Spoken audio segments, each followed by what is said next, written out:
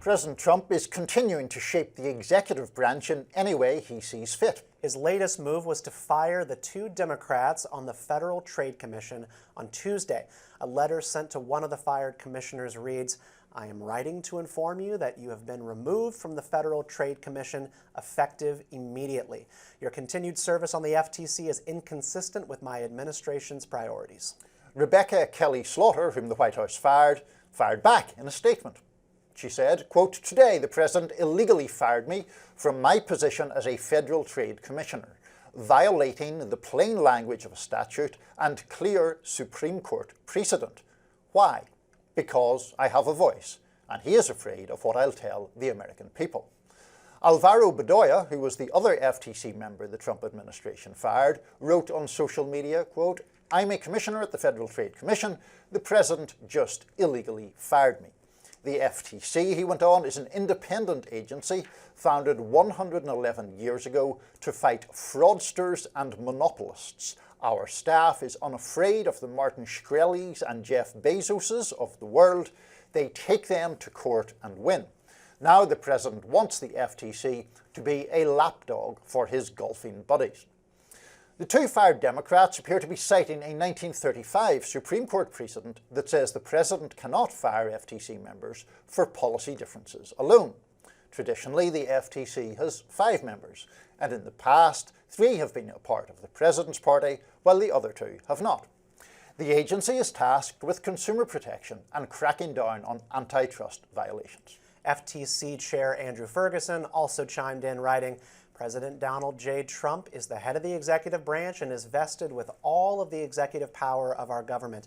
I have no doubts about his constitutional authority to remove commissioners, which is necessary to ensure democratic accountability for our government."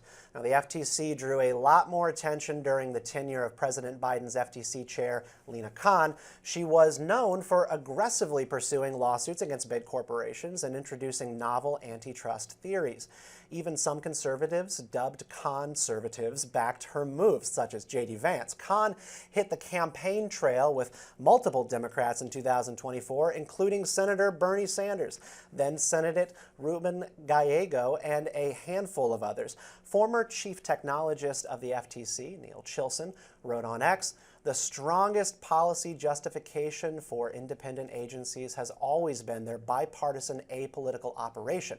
Historically, the FTC has exemplified this ideal. However, the Biden administration undermined this rationale by steering the FTC deep into explicitly political territory.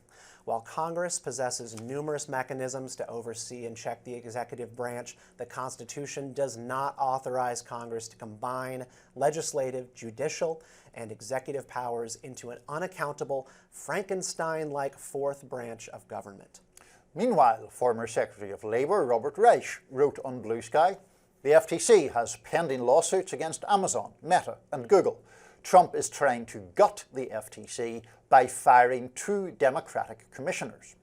The National Labour Relations Board is fighting against Amazon and SpaceX in court for violating workers' rights. Trump tried to gut the NLRB. See the problem here?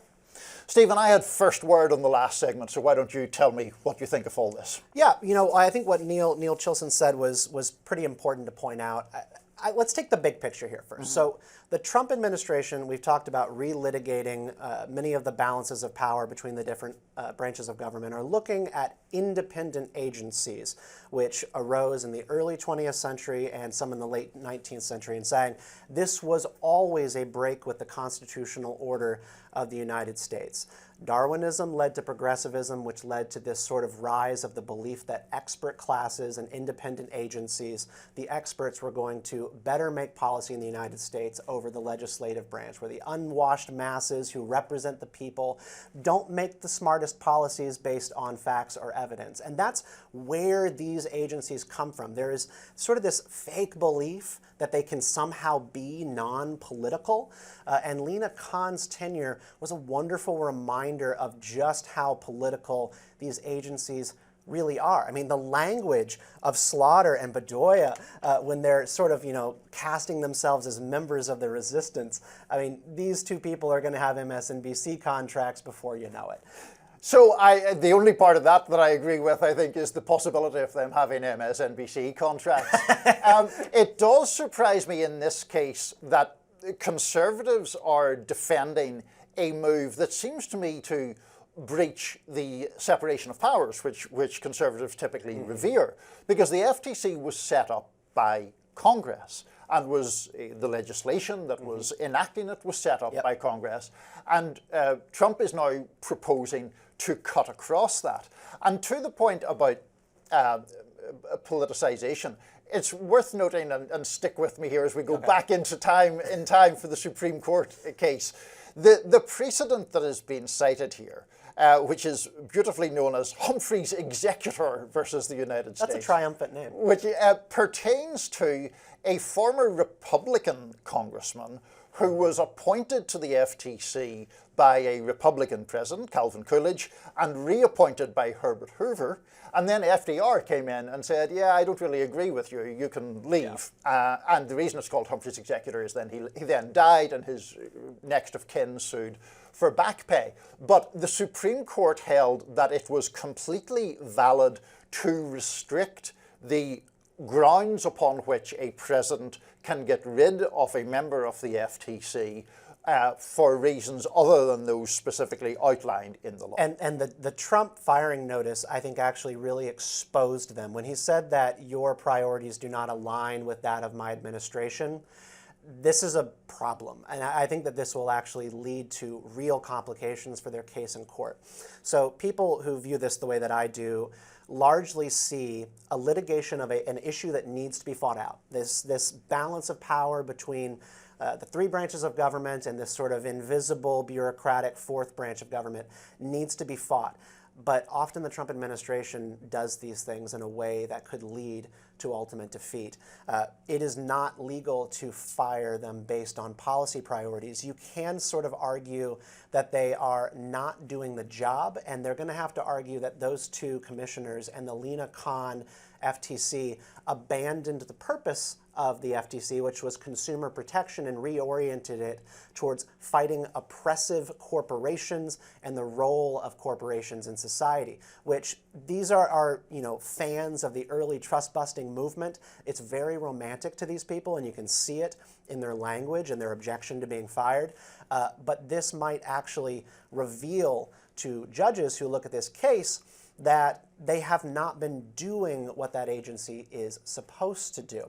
And that same Supreme Court ruling said that the FTC was quasi-legislative, quasi-judicial, right. And it really does set up the FTC for the possibility to be gutted.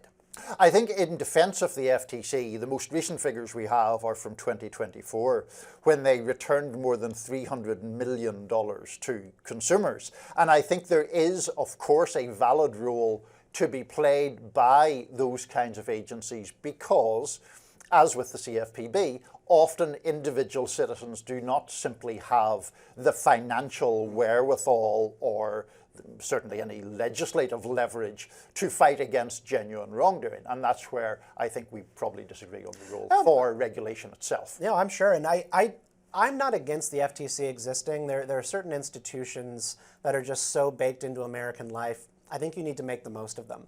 And the FTC does need to be reoriented towards the consumer welfare standard. And again, under Lina Khan, what the standard became was that antitrust law was going to focus on workers, suppliers, innovators, and entrepreneurs.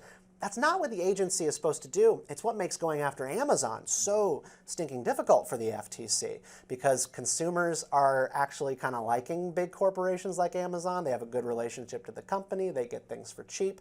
And so fighting this out is going to be tough.